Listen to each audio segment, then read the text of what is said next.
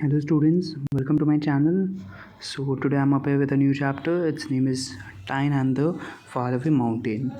So let's see who has written it. It is written by Shiksha Tripathi. So let's read about her first. Shiksha Tripathi is one of the India's most well-known travel writers. She spent most of her childhood in Binzer and writes about her travels to little known places, the adventures she has and the people she meet there. इसमें बताया गया है ताकि शिक्षा त्रिपाठी एक India की well known travel writers है। Travel writers कौन होते हैं? जो इधर उधर ट्रैवल करते हैं और उस जगह के बारे में लिखते हैं, उस हिसाब का कुछ ये राइटर है। She spent most of our childhood in Binsar. उन्होंने अपना बचपन जो है वो बिंसर में बिताया है और वो बहुत लिटिल नोन, जो बहुत कम फेमस प्लेसेस है, उन जगहों के बारे में जहाँ पे एडवेंचर होते हैं, उस जगहों के बारे में, उस जगह के लोगों के बारे में, उस हिसाब से वो अपने स्टोरी लिखती है या पोएम्स या जो भी उनका माध्यम है अपने बात को प्रस्तुत करने का। तो चलिए अब हम चैप्टर पढ़ना स्टार्ट करते हैं। तो ये कुछ इस तरीके से स्टार्ट होता है। In a high in the middle hills of the Arunachal Pradesh, young teen Meena heard a wondrous call from the mountains in the distance. She was drawn to it, a sound only she could hear. तो ये किस जगह का बात हो रहा है? ये बात हो रहा है इचाली बोल के एक जगह है मिशमी हिल्स ऑफ अरुणाचल प्रदेश में। एक मिशमी हिल्स में एक जगह है इचाली, उस जगह के बारे में बात हो रहा है। वहाँ पे एक यंग लड़की है, उसका नाम है टीन मीना। उसको एक वंडरस कॉल आता है माउंटेन से, जो सिर्फ उसे ही सुनाई देता है और किसी को सुनाई नहीं देता है। और वो उस साउंड से बहुत ज़्यादा अट्रैक्ट हो जाती है, वो उसके प्रति बहुत खींची चली जाती है। She heard it while she climb trees.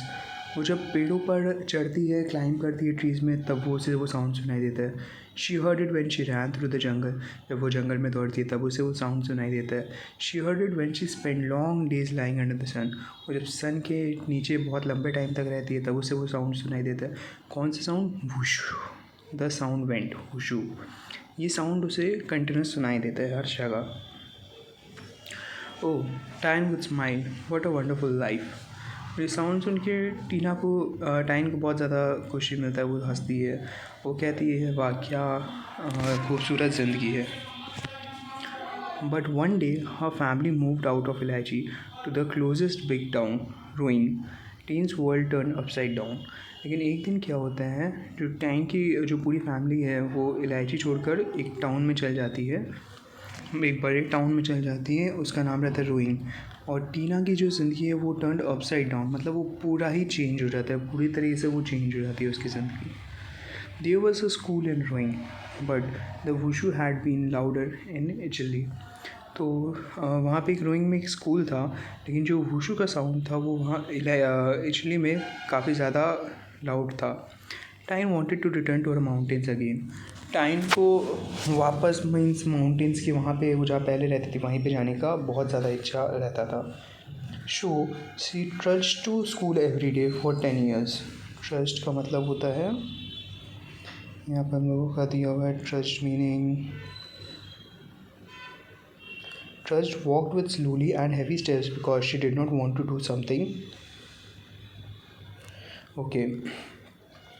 So she trudged to school every day. तो स्कूल रोज़ जाती थी, अगले 10 साल तक वो स्कूल गई। लेकिन वो स्कूल बड़े ही बेमन से जाती थी, क्योंकि यहाँ पे हम लोग का ट्रस्ट का मीनिंग लिखा हुआ था कि वो बहुत ही हेवी स्टेप्स के साथ मीन्स बेमन से वो स्कूल जाया करती थी। Glancing wistfully at the mountains in the horizon. और माउंटेन्स को बहुत ज़्यादा वेस्टफुली मीन्स होता है विद ग्रेट लॉन्गिंग। तो बड़े ही ध्यान से लंबे टाइम तक देखते देखते वो स्कूल तक, वैसे माउंटेन्स वहाँ पे देखना चाहती थी, वो देखते देखते स्कूल से जाती थी। When she finally finished her schooling, जब उसने अपना स्कूल कंप्लीट कर लिया, Tine immediately applied to be porter for army's expedition in the mountain. तो जैसे ही उसने अपना स्कूलिंग कंप्लीट कर लिया तो वो एक्सपेडिशन इन द माउंटेन, वो फिर माउंटेन्स में एक्सपेडिशन मतलब होता है हैवी लोड्स जो कैरी करते हैं, फूड्स और अदर्स जो एसेसरीज रहते हैं वो जो कैरी करते हैं माउंटेन्स में, तो वो सब वो कैरी करते हुए जाती थी। She would have to carry heavy loads and march over long distances. उसे बहुत ही हैवी लोड्स कैरी करना पड़ता था और बड़े लंबे डिस्टेंस तक उसे ट्रैवल कैरी करना पड़ता था ये सब। But women were not allowed to be porters in those days. लेकिन उस टाइम वुमेन को कभी भी तो उस समय वुमेन को अलाउ नहीं था ताकि वो पोर्टर्स का जॉब को कर सके। सो नेक्स्ट है, Tine did not let her that stop her. Tine को वो जो पाबंदी थी वो रोक नहीं सकी। She dressed as a boy and started to work carrying nearly 25 kilos of luggage every day. तो उसे ये पाबंदी रोक नहीं सकी। उसने अपना कपड़ा जो है वो एक लड़के का पहन लिया और वो काम करने लग गई। उसे 25 kilos of luggage every day अब कैरी करना पड़ता था। A whole week passed before everyone realise that she was a girl distinguished as boy. तो नियरली एक वीक, पूरा एक वीक वो एक बॉय के रूप में काम करते रही। उसके बाद सबको पता चला था कि वो एक लड़की है, लेकिन वो लड़की के रूप में काम कर रही है। तो officers scolded Tine for breaking the rule. तो वहाँ पे जो सीनियर ऑफिसर्स थे उन्होंने टाइम को बड़ा ही डांटा ताकि उसने रूल्स क्यों तोड़े। But they knew that Tine knew the roads better than anyone else. तो वहाँ के ऑफिसर्स भी चाहते थे ताकि टाइम को वहाँ के रूल्स के बारे में ज़्यादा आइडिया था और सबसे ज़्यादा आइडिया उसे ही सबसे बेस्ट फॉर्म में था। So they allowed her to continue working. तो उन सब जैसे कि सब ऑफिसर्स को पता था कि टीना से ज़्यादा अच्छा वहाँ पे किसी को भी नहीं मालूम है वहाँ के रूल्स के बारे में, तो उन्होंने उसे काम करने दिया। Her act would later help lift the ban on female porters. तो उसका जो ये एक्ट था, इसी के कारण फीमेल पोर्टर्स के ऊपर जो बैन था ताकि वो काम नहीं कर सकी, वो उसे हटाने में उसका एक बहुत इम्पॉर्टेंट रोल आप कह सकते हो रहा होगा। In the army, Tyne worked on many expeditions and soon became a coordinator. तो आर्मी में टाइम ने बहुत सारे एक्सपेंडिशन में अपना काफ़ी हेल्प किया, काफ़ी सपोर्ट दिया और सून वो वहाँ पे एक कोऑर्डिनेटर बन गई। It was one of her expedition as a coordinator that she met doctor Romeo metre.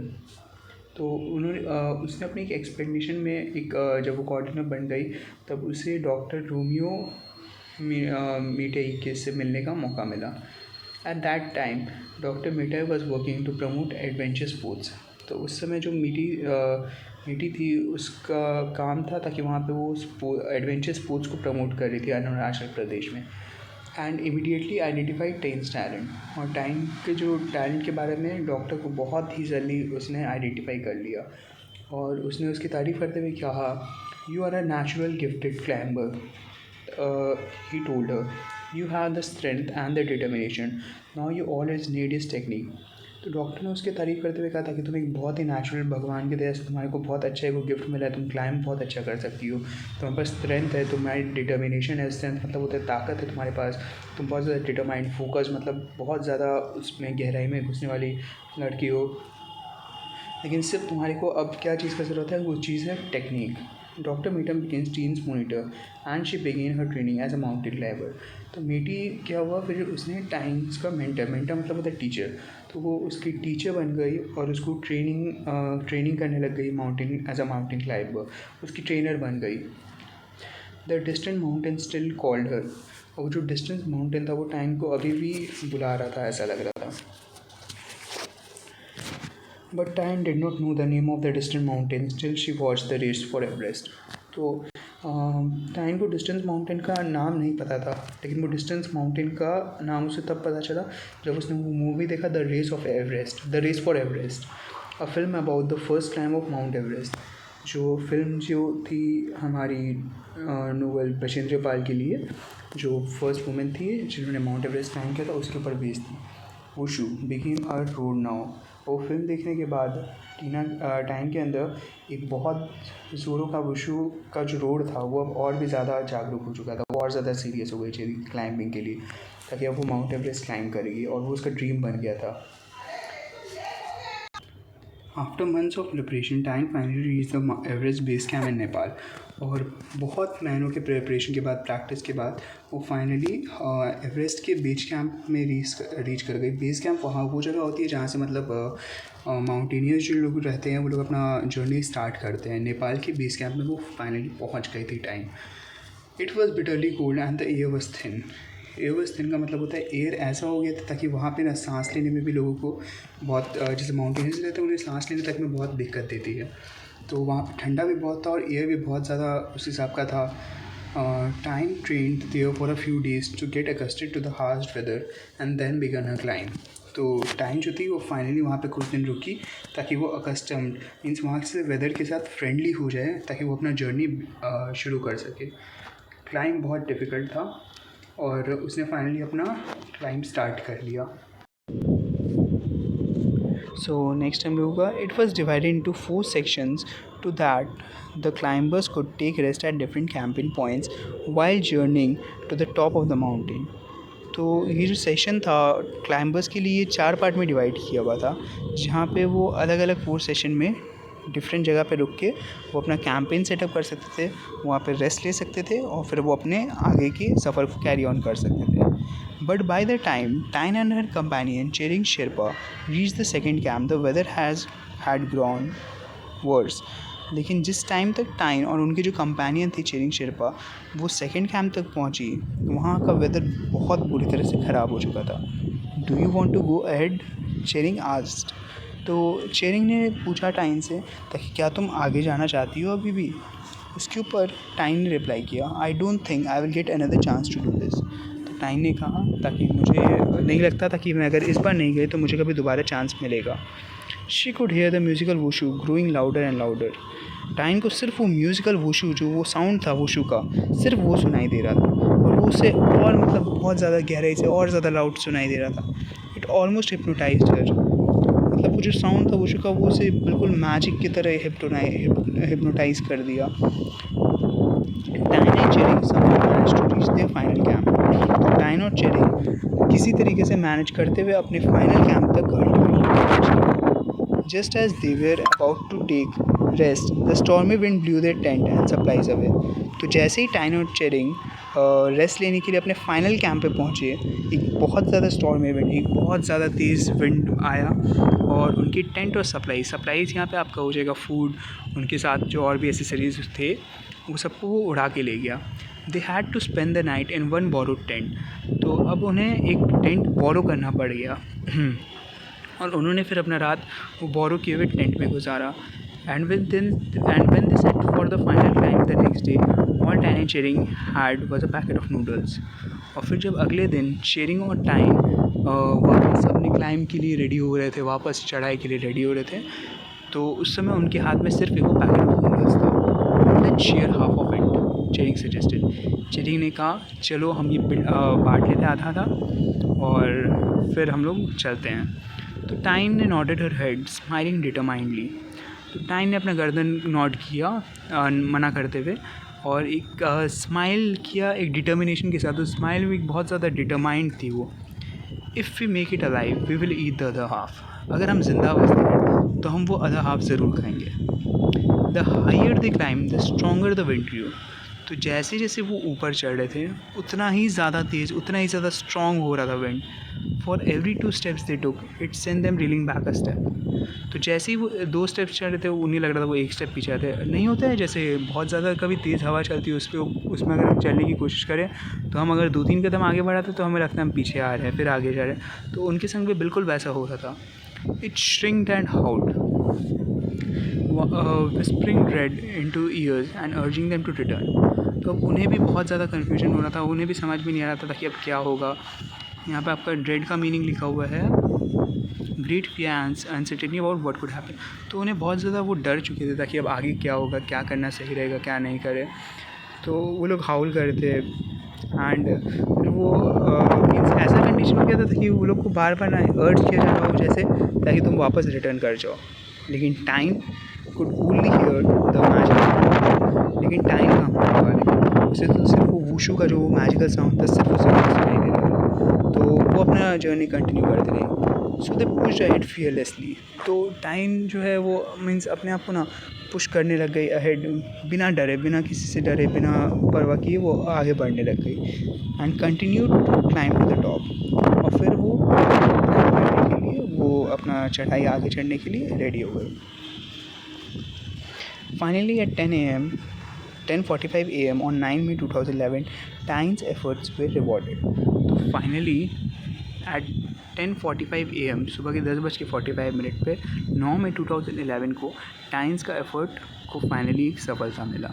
उसका एफर्ट एक एंड में आया। She submitted mount Everest, the highest mountain in the world. तो तो फाइनली जो टाइन जो थी वो माउंट एवरेस्ट पर चढ़ गई थी, जो कि वर्ल्ड का सबसे ऊंचा माउंटेन है। The first women from north east of India to have done so. North east India की सबसे पहली वो लड़की बनी जिसने ये काम किया हो। She had found her far away mountain. उसे अपना वो फाइनली वो जो फार अवे माउंटेन जो बचपन से जो ढूंढते आ रही थी वो फाइनली उसे आज मिल गया। वो जो sound and was one with the sound that had called her all her life. वो जो साउंड जो उसे बचपन से हमेशा ही अपनी तरफ आकर्षित करता था, उसे अपने तरफ बुलाता था, वो फाइनली आज उसे वो sound soon pi. Thank you everyone. मैं उम्मीद करता हूँ मैं आपको बहुत अच्छे से एक्सप्लेन कर पाया होऊंगा। अगर आपको कहीं भी कोई भी डाउट हो आप प्लीज़ मुझसे कमेंट में नीचे पूछ सकते हो। जल्दी मिलता हूँ आपके संग अगले वीडियो में।